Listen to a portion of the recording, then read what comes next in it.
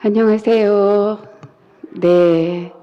이렇게 좋은 곳에 또 좋은 특별한 찬양을 통해서 하나님께 영광을 돌리고 성도님들과 함께 하나님의 말씀을 나눌 수 있게 되어서 정말 감사드립니다. 특별히 환대해 주셔서 감사합니다. 이렇게 큰 환대를 받고 나니 제가 몸둘 바를 모르겠습니다. 하나님께서 환대해 주신 우리 모든 교문익교회 우리 신병성 목사님과 또 모든 재직들께 하나님께서 복을 주시길 간절히 바랍니다. 신병성 목사님이 삼육중앙교회 사경의 강사로 가시면서 저 때문에 마음을 너무 많이 쓰시더라고요. 본인이 교회에 계시지 않는데 제가 오는 것에 대해서 굉장히 부담을 느끼시고 오늘도 전화를 몇 번을 하셨는지 몰라요. 지각하지는 않을까. 길을 밀려서 오지는 몇 번 전화하시면서 제가 신병성 목사님을 멀리서 뵙고 한 지구에서 근무한 적이 없는데 제가 이번 사경에 이걸 보면서 이분이 정말 자상하신 분이구나. 많이 챙기시는 모습을 보고 우리 교문교회 성도님들이 참 복을 받으셨다라는 생각이 듭니다. 이번 주 일주일 동안에 여호와께 복을 받은 자라는 제목으로 사경의 기간이기 때문에 말씀을 좀 깊이 있게 나누려고 합니다. 목회자들이 갈등을 많이 겪어요. 어떤 갈등을 겪냐면 조금 재미있고 쉽게 동영상도 보여드리고 이렇게 하면서 좀 시간을 잘 넘어갈까라는 생각을 하기도 하거든요. 왜냐면 너무 어렵고 힘들면 힘들어 하실 것 같아서 그런 갈등을 많이 하는데 길지는 않지만 그래도 가능한 한 말씀을 통해서 우리가 여호와께 복을 받은 자가 어떤 사람들인지에 대해서 함께 나누고자 합니다. 교재가 따로 있으면 정말 좋은데 교재가 없어서 제가 좋아하는 주제로 정해봤습니다. 저는 창세기를 정말 좋아합니다. 창세기의 모든 부분들이 다 기록됐다라고 생각하기 때문에 창세기를 정말 좋아하고요. 믿음의 족장들에 관한 이야기를 정말 좋아합니다. 거기에는 사람 냄새가 나고 그 사람들이 하나님을 어떻게 만났을 때 그들의 삶이 어떻게 달라지는지를 우리에게 보여주기 때문이라고 생각합니다. 제가 1997년도 수평교회 전도사였을 때 교문익교회 처음 와봤습니다. 그때 계셨던 분들이 지금도 계시는 것 같아요. 그러니까 교문익교회도 우리 믿음의 족장들처럼 꾸준하게 자리를 지키며 든든한 버팀목으로 계신다라는 생각이 들어서 이번에 그런 주제를 좀 적어봤습니다. 저는 가평교회를 섬기고 있습니다. 가평교회는 남이섬과 자라섬이 유명한 가평에 있습니다. 저도 가평교회 부임하기 전까지는 가평에 교회가 있는지도 몰랐습니다. 청평까지는 자주 가죠. 사슴의 동산까지는 자주 가는데 가평까지 춘천 갈 때 청년들 데리고 춘천에 가서 맛있는 음식도 먹고 그럴 때 이제 지나가는 곳이었지 교회를 가본 적이 없는데 가서 보니까 참 아름다운 교회가 있습니다. 그리고 가평에 아름다운 성도님들이 이렇게 있습니다. 저희는 한 50분에서 60분 정도 안식일마다 교회 예배를 드리고 있고요. 저희 교회 이제 엄보성 목사님께서 든든하게 지켜주시고 계시고 목사님을 필두로 세 분의 장로님과 남녀 집사에서 21분 정도 그래서 안식일날 어린이, 젊은 청년, 학생, 그 다음에 중년, 3, 40대 중년 그리고 5, 60대, 7, 80대가 아주 골고루 분포되어 있는 작은 교회치고는 아주 알찬 교회입니다. 하나님께서 그런 동역자들을 주셔서 교회를 예쁘게 잘 섬기고 있습니다. 가평교회는 올해 말씀과 사랑으로 실천하여 성령의 교회가 되자라는 표를 정하고 2023년도에 저희가 시작을 했습니다. 제가 오늘 여호와께 복을 받은 자라는 제목으로 창세기 24장 1절에 있는 말씀을 가지고 함께 말씀을 좀 드려보고자 합니다. 말씀을 시작하기 전에 동영상 하나 좀 보여드리려고 합니다. 많이들 보셨을 것 같기는 해요.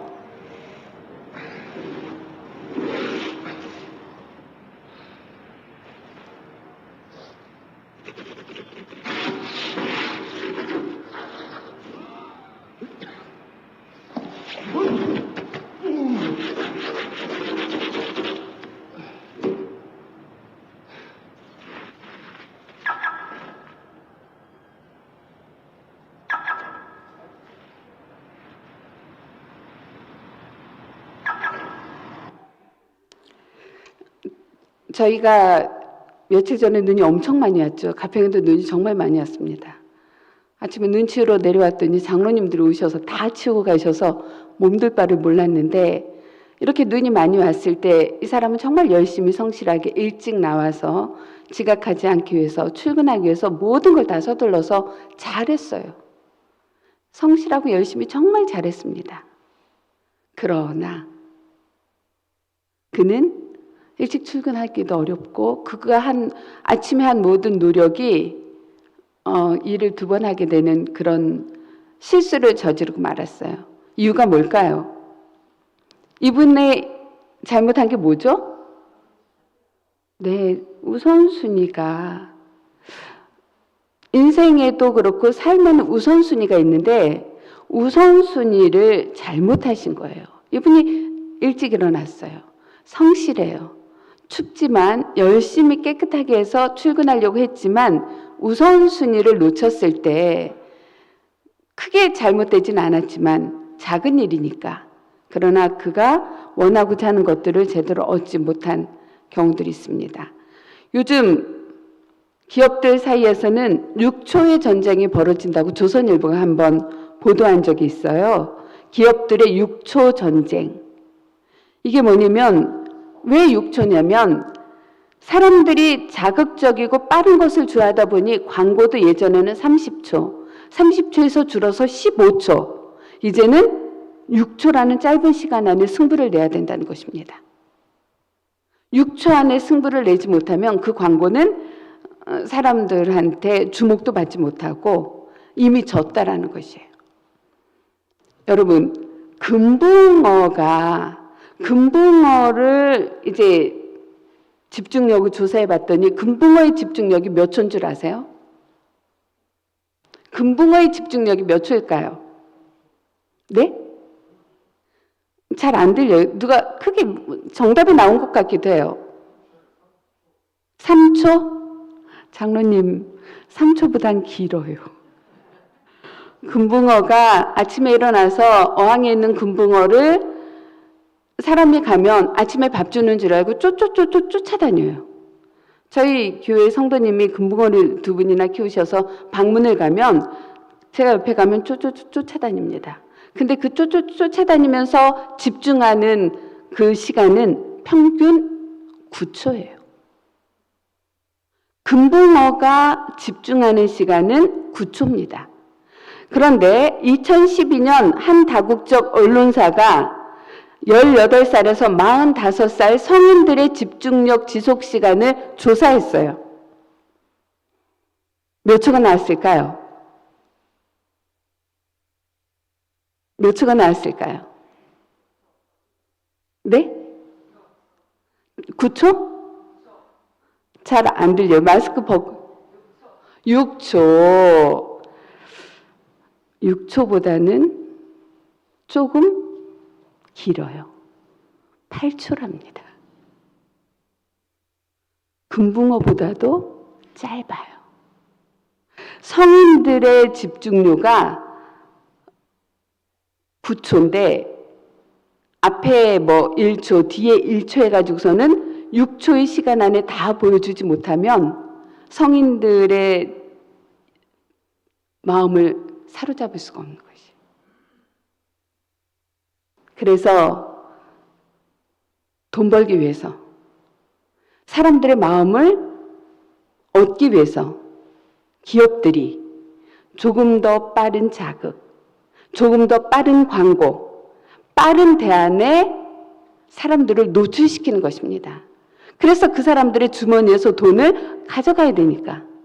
그런 거에 우리가 익숙해지다 보니 우리가 하기 가장 어려운 것 중에 하나가 기다리는 것이에요. 우리가 좀처럼 하기 어려운 것은 하나님의 때를 기다리는 것입니다. 그래서 하나님의 때를 기다리지 못해요. 세상의 풍조가 말하고 권하는 것을 따라서 대안을 마련하기 시작함으로 인해서 사람들이 가장 못하는 것 중에 하나가 기다리는 것이에요. 우리 집사님들 목사님과 더불어 방문하려고 하는데 조금만 늦으면 어떤 반응들이 일어나세요? 아, 기다려집니까? 아니, 도대체 약속도 안 지키고 도대체 뭐 하는 거야? 응? 저 집사는 왜 이렇게 약속을 안 지켜? 아, 목사님 왜 저렇게 약속을 지키지 않는 거야?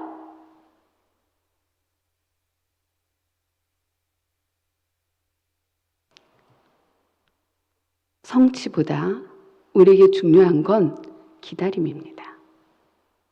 성취보다 기다림이 정말 중요해요. 특별히 하나님의 시간, 하나님의 역사는 우리의 예상보다도 훨씬 느릴 때가 많습니다. 많은 경우 그래서 우리는 지칩니다. 예수님이 오신다라고 했는데 2000년도가 지나고 2020년도 지나고 지금은 2023년이에요. 오시는 거야? 오실까? 코로나 때문에 교회가 비어가는 것이 아니라, 코로나 때문에 사람들이 집에서 예배를 드리는 것이 아니라 지치기 때문에 그래요. 세상은 너무나도 빠르게 반응하고 빠르게 대답해 주는데 우리 하나님의 역사와 하나님의 시간은 너무나도 우리가 생각할 때 느린 것입니다.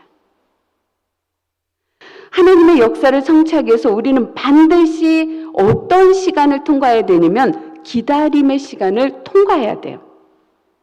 그래서 하나님의 역사에는 성취보다 더 중요한 것이 있는데 그것은 바로 기다리는 것입니다.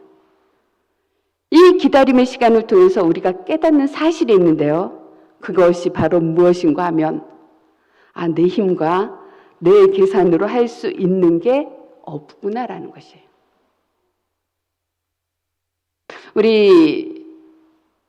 저는 목회를 오래 하면 할수록 이게 진리라고 생각합니다.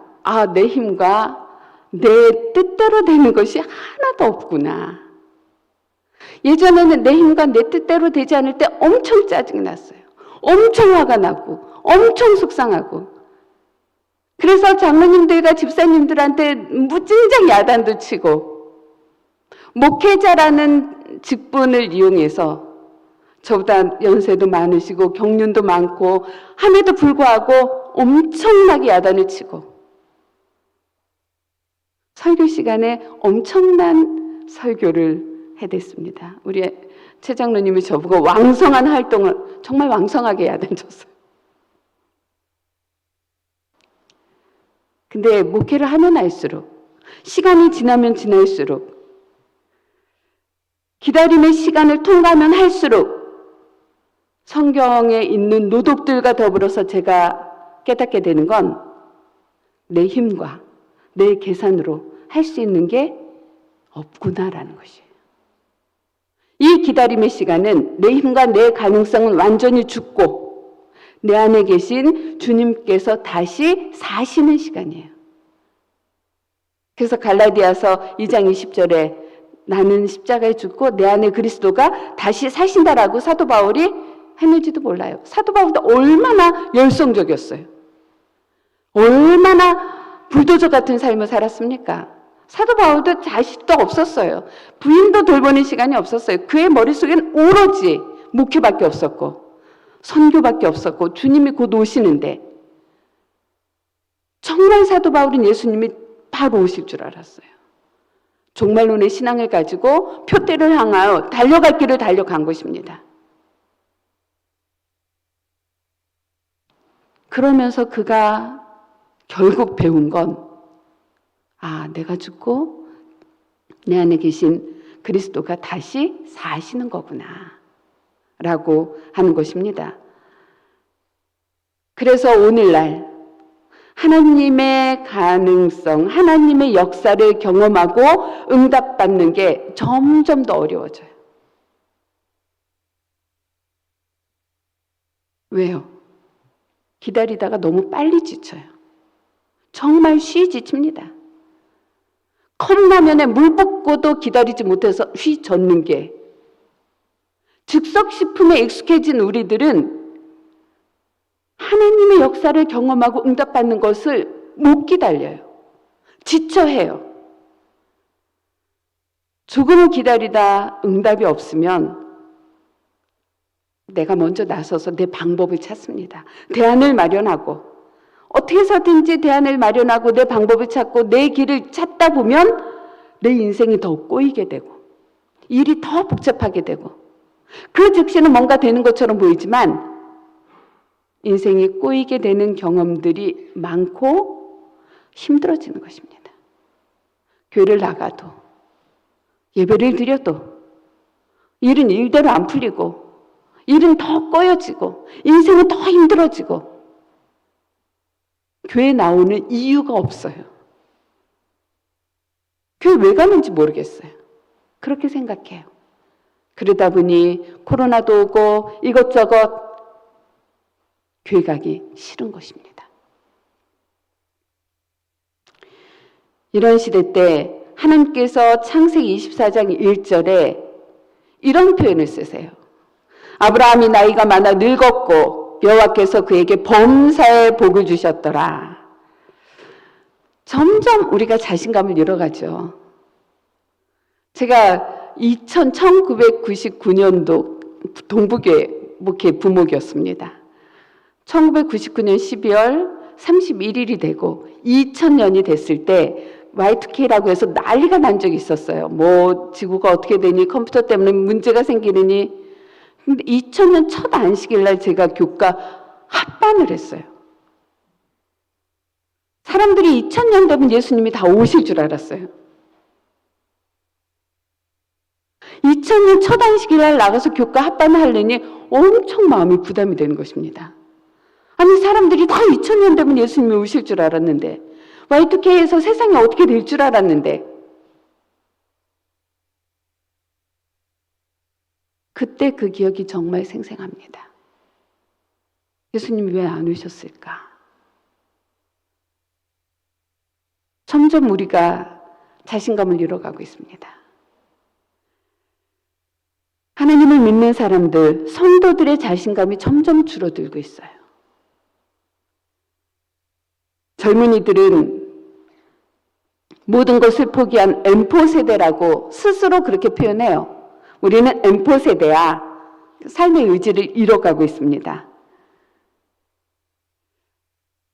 우리 연세 많으신 장로님들과 집사님은 나이가 많아지셨잖아요.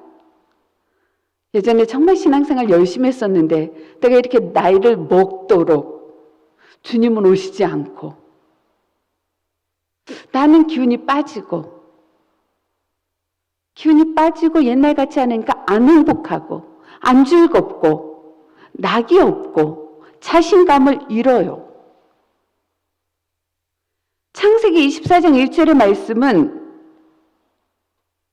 참 쓸쓸한 얘기입니다.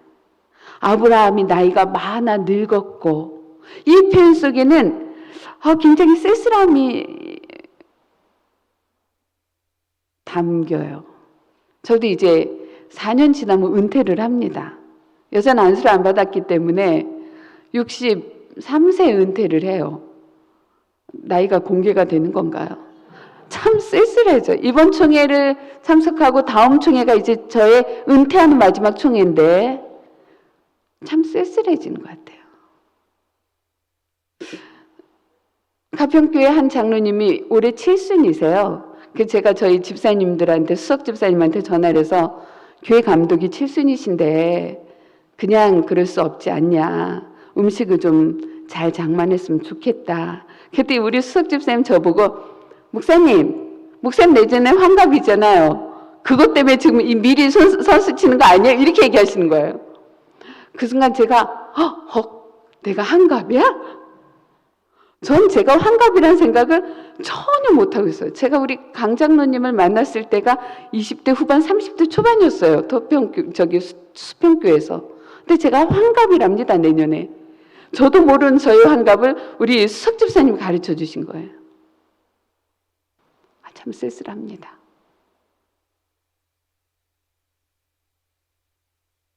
아브라함은 나이가 많아 늙었고, 근데 이 표현과 뒤에 있는 표현은 너무 달라요. 여호와께서 그에게 범사의 복을 주셨더라. 복을 주셨으면 좀 늙지 말아야지. 그렇지 않아요? 복을 주셨으면 좀 늙지 말아야 되는데, 이때 아브라함의 나이는 139살 후반이거나 140살 초반입니다. 왜냐하면 100살에 얻은 아들 이삭이 아직도 장가를 못 갔어요. 이삭이 40이 되거나 39이 된 것입니다. 우리 교문님교회도 이런 분 계시죠. 어느 목사님하고 얘기하다 보니까 당신 자녀들이 아직도 장가를 안 간 것에 대해서 엄청 속상해 하시더라고요. 환갑이 다 돼도 시집 못 간 사람도 있는데 엄청 속상해 하셔요. 이삭이 자기가 139살, 140살인데 100살 때 얻은 아들은 장가를 보내지 못하고, 부인은 사라가 127살 때 죽었어요. 아브라함은 사라보다 10살이 많기 때문에 지금 137살 때 아내를 잃은 것입니다. 아내가 죽고 장가 보내지 못한 이삭과 더불어 둘이서 쓸쓸하게 보내고 있는 것이에요. 그런데 성경은 여호와께서 그에게 범사의 복을 주셨다 그랬어요. 이 범사라고 하는 표현은 모든 일에 복을 주셨다는 것이에요. 복 받았으면 아들이 장가도 가고 손주도 보고 다 복해야 될 거 아니에요. 저희 가평교회 아주 훌륭하신 목사님, 엄보성 목사님이 가장 부러워하는 건 남의 집에 딱 들어갈 때 그 집 앞에 아이들의 신발이 막 흐트러져 있는 모습을 보면 제일 부럽다 그러시더라고요. 그분이 가장 부러워하는 거예요. 근데 여호와께서 범사에 그에게 복을 주셨다는데 100살에 얻은 아들은 장가를 가지 못하고, 자기보다 10살이나 얻은 부인은 일찍 돌아가셔서 상처했고, 쓸쓸하고 외로운 나날을 보내는데 무슨 범사의 복을 주셨다라는 표현이 이게 맞냐고요. 성경의 표현을 보면서 우리가 도대체 하나님이 생각하시는 복은 뭘까? 하나님이 주시고자 하시는 복은 뭐지? 우리가 생각할 땐 아브라함은 복 받은 게 아니에요. 무슨 범사의 복을 받았어요? 참 쓸쓸하고 자신감을 잃고, 예전에는 믿음의 조상이다 어쩌다 그러고서는 갈대아 우르에서 나와서 가나안 땅을 휘젓고 다녔는지 모르지만 말년이 너무 초라하다라고 느껴질 수 있어요. 창세기 12장 1절부터 2절에 하나님께서 아브라함을 처음 부르시면서 뭐라 그러냐면, 너는 너희 고향과 친척과 아버지의 집을 떠나 내가 내게 보여줄 땅으로 가라. 내가 너를 큰 민족을 이루고 내게 복을 주어 내 이름을 창대하게 하리니 너는 복이 될지라. 아브라함을 처음 부르셨을 때도 하나님께서는 아브라함에게 복에 관한 약속을 하셨어요. 내가 너에게 복 줄 거야.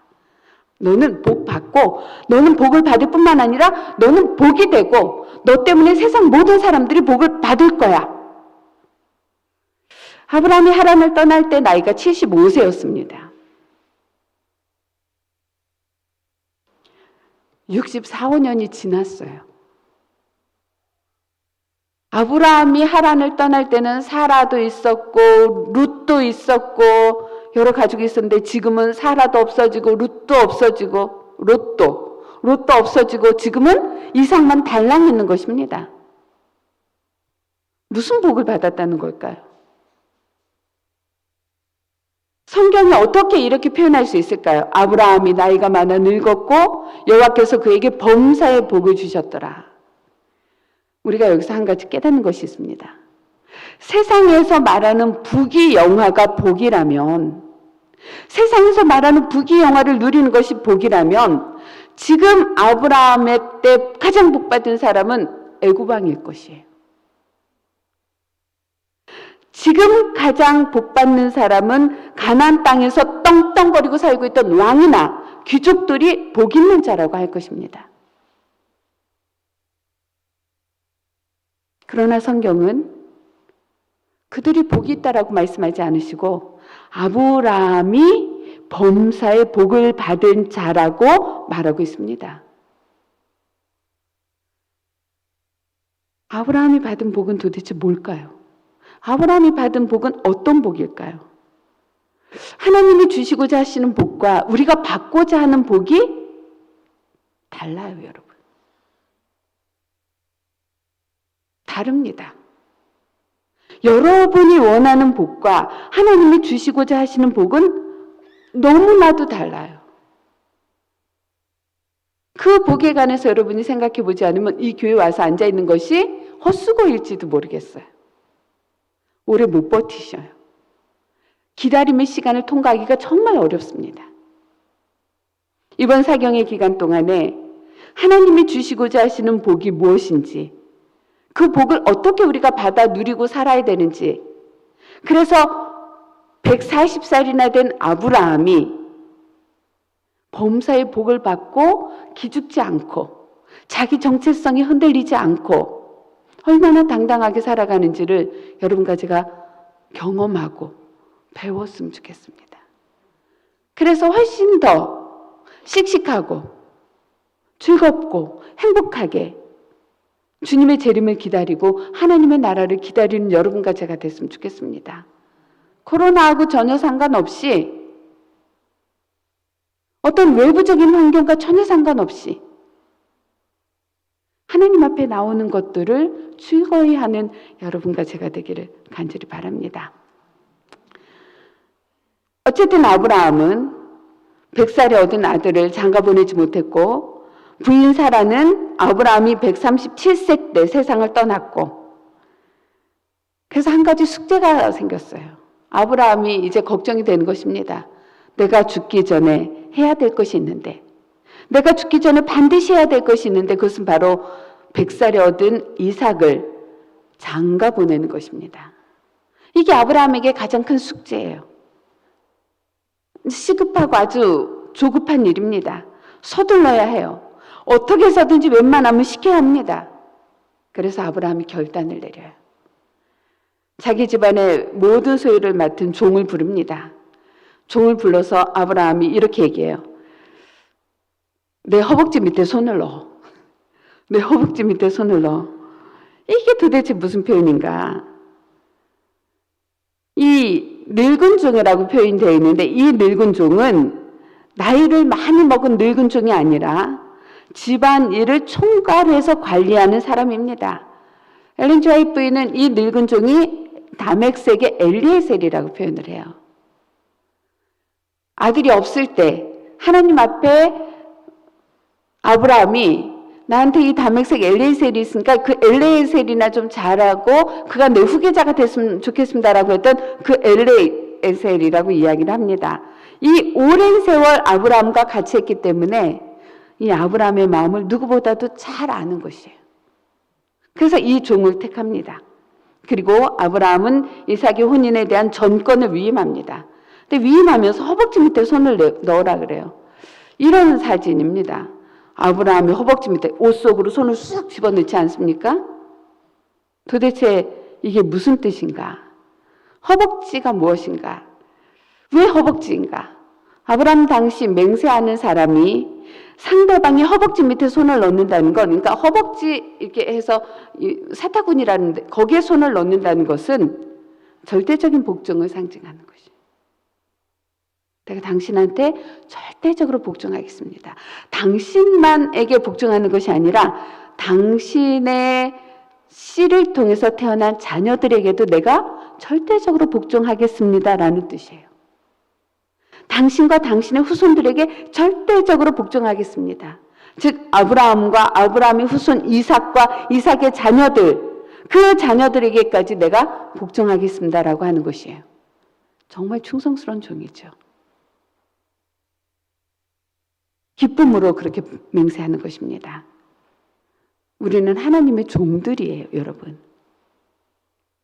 내 생각과 내 기분과 내 느낌대로 사는 사람들이 아니라 이 늙은 종처럼 하나님의 사타구니에 허벅지에 손을 집어넣고 내가 죽기까지 하나님과 하나님의 그 자손들에게까지 복종하겠습니다라고 맹세한 사람들이에요, 사실은.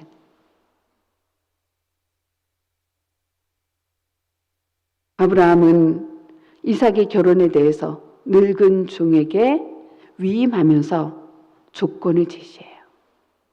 어떤 조건을 제시하냐면 창세기 24장 3절 4절을 보면 이런 표현을 씁니다. 내가 너에게 하늘의 하나님 땅의 하나님이신 여호와를 가리켜 맹세하게 하노니 너는 내가 거주하는 이 지방 가나안 족속의 딸 중에서 내 아들을 위하여 아내를 택하지 말고, 첫 번째 조건이 이 가나안 족속의 딸들 중에서 내 아들의 부인을 택하지 말란 것이에요. 내 고향, 내 족속에게로 가서 내 아들 이삭을 위해서 아내를 택하라는 것입니다. 왜 아브라함은 가나안 족속의 딸 중에서 며느리를 택하지 않은 걸까요? 사실 가나안 땅에서 벌써 70년을 살았어요. 75살에 갈대아 우르에서 나왔습니다. 그가 살아온 횟수만큼, 갈대아 우르에서 산 횟수만큼 아브라함은 가나안에서 70년을 살았어요. 이제는 갈대아 우르가 고향이라고 하지 않고 가나안이 고향이라고 해도 괜찮아요.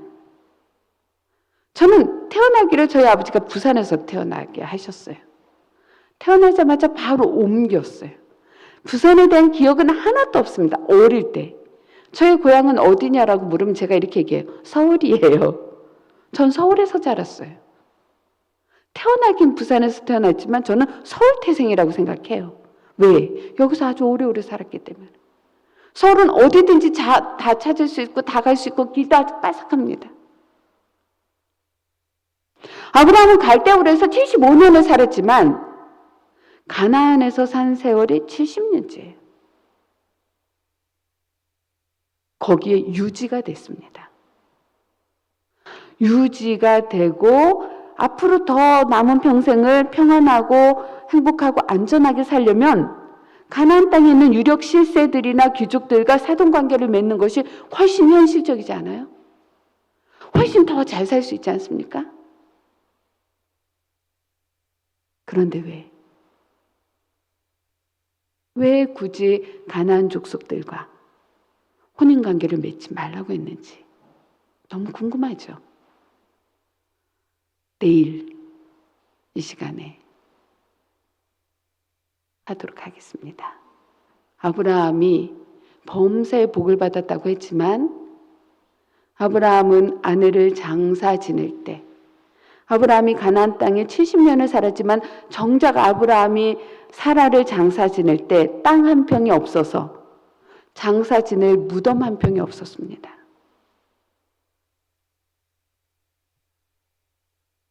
그 무덤을 돈 주고 사는 아브라함이 여러분과 제가 생각했던 우리의 가치관, 6초 전쟁이 난무하는 이 시대에, 기다리기가 어려운 이 시대에 하나님은 그 아브라함에게 아브라함이 범사의 복을 받았다라고 이야기하는 것을 보면 여러분과 제가 원하는 복과 하나님이 주시는 복이 달라요. 여러분은 하나님이 주시는 복을 받으면 지금 여러분 상황 속에서도 기쁘고 즐겁고 행복할 텐데 여러분이 바라는 복은 하나님이 주시고자 하시는 복이 아니라 이 땅에서의 부귀영화, 좋은 차, 좋은 집, 우리 자식들이 떵떵거리고 좋은 대학에 가서 좋은 직장을 갖고 그래서 사람들 앞에 내보라는 듯이 그게 복이라고 생각한다면 우리 말년은 참 쓸쓸하고 외롭고 초라하고 정체성마저도 흔들려서 교회 오는 발걸음이 너무나도 무겁게 되는 것입니다. 사경의 기간에 아브라함이 범사의 복을 받았더라라고 말씀하시는 하나님을 여러분과 제가 만나게 되길 바랍니다. 그래서 여러분과 제가 범사의 복을 받고 있구나라는 것을 경험하고 깨달으면서 활기차고 씩씩하고 즐겁고 교회 오는 것이, 성도를 만나는 것이 기쁜 여러분과 제가 되길 간절히 바라며 오늘은 여기서 말씀을 드리도록 하겠습니다.